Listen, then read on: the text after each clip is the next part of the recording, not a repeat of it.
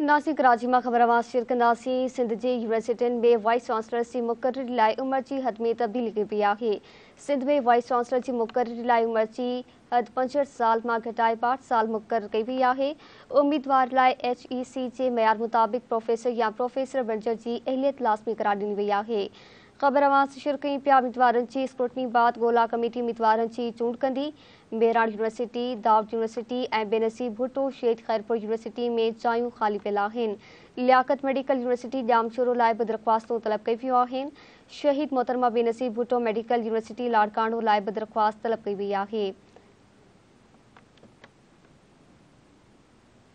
शहीद अलाबख्श university, रुड़ो university Sukkur, Begum नुसरत Bhutto university Sukkur में भी जायूं खाली आहिनि। ख़बर शेयर कई पिया सिंध जी यूनिवर्सिटियुनि में वाइस चांसलर की मुक़र्ररी लाइ उमिरि जी हद में तब्दीली कई वई आहे। सिंध में वाइस चांसलर की मुक़र्ररी लाइ उमिरि जी हद में 65 साल मां घटाए 62 साल मुक़र्रर कई वई आहे।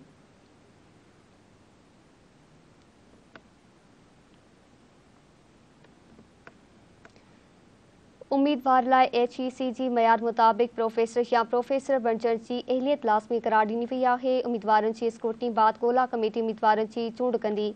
मेरान यूनिवर्सिटी, दाऊद यूनिवर्सिटी ऐं बेनज़ीर भुट्टो शहीद खैरपुर यूनिवर्सिटी में जायूं ख़ाली पियल आहिनि। लियाकत मेडिकल यूनिवर्सिटी ॼामशोरो लाइ बि दरख़्वास्तूं तलब कई वियूं आहिनि।